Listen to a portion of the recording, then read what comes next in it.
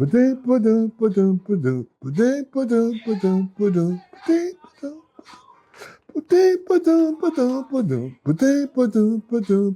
what he's playing. That's what he's singing to that. But I'm playing 16th notes, and Herb is following me.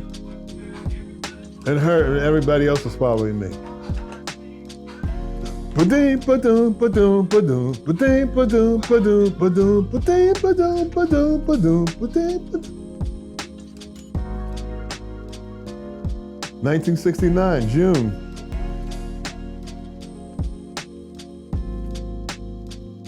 No, this is the first one. This was a hit. We only did 4 tracks of this because this was to complete an album that Bill Simzik had produced. Interesting story there. He was a radar technician in the Navy, and there's a thing about music, and he was somehow able to work himself into getting the idea to record BB at the Regal Theater, and they only had 4 songs that were usable in that recording. And so it was a live recording. He says, well, how about making a studio version, the well version of Live and Well. That's where the title comes from. So he called Herb Lavelle, who was known for being innovative. He straightened out Bob Dylan's music. He did his Bob Dylan studio recording. And they wanted to do something different, but they didn't tell me. Herb called me, and he knew I'm going to do something different anyway. So that was just natural. So we just went in there, and I did my thing, and ironically, I tell the story in my book, how as soon as BB opened his mouth, I said, oh, he sounds just like Ray. Meaning Ray Chenery was a guitar player from Jamaica who sang the blues. We call it a heavy Jamaica brogue. I mean, you could hear Jamaica all over. But when he sang, he sounded just like B.B. King. And so in this band, he had Leo Morris, who later became Idris Muhammad, and Honey Boy Charles Otis, both New Orleans drummers. And they would play, they validated my funk, because I was playing, what I wanted to play, and they would say, yeah, that's cool, So we funked up Ray's music whenever we got a chance. We were playing, club dates, dance gigs. So as soon as BB opened his mouth, I said, yeah, do this, And BB was fine with BB. I'd watch his foot, he'd be pounding, singing. The line that would normally go, bum, ba-ding, ba-doom, ba-doom, but the typical rhythm blues bass line, shuffle bass line. So I said, how about this? I'm playing 16th notes against his triplets. And it worked. I did this for the whole session, basically. Either 8th notes or 16th notes, anything contrary to what he was doing. I was doing something that was going to, really make the music something other than just a traditional blues. And they loved it. It became a hit. This is one of my favorites. And it went on forever. We couldn't stop playing. He was like, you hear him say, one more time, guys. And he had like a legal pad, yellow legal pad of like lyrics after lyrics after lyrics after lyrics, the choruses. He's telling a story similar to like the conditions that Gil Scott talks about in his Live Revolution Will Be Televised. This is 1969. He's talking about why I sing the blues. What black people go through, basically. So it was a precursor to that in a sense, and it really told a story. I mean, I've been fortunate to be involved in like really songs that tell a story about the black struggle.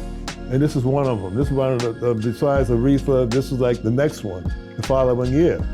That was a really enjoyable session. So it's something to keep in mind as a bassist, to always look for another way to uplift a song, to give it more meaning, to bring it to life. You want the music to come to life.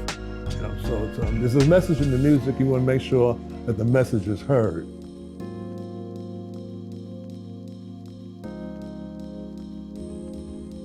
This is the B.B. King original. No, this was it. Now I believe when you look at the album credits, he might have had a co-writer with it possibly. I never knew the origin of the songs he brought in. He just had a legal pad. You'd have to look at the credits to see. Somebody else might be credited with him. I know he did have co-writers on a lot of stuff.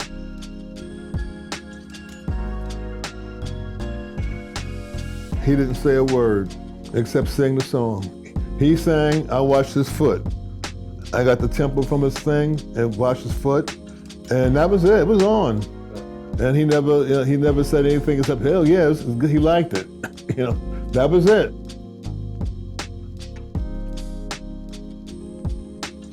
Probably first, once we got into it, okay, let's do it. Yeah. It was one of these things. Okay, we got the groove. Let's go ahead and do it. And it went on. I think it's a 9 or 8 minute song, which is unheard of. For that day to have a song go on that long. And he had a lot of lyrics.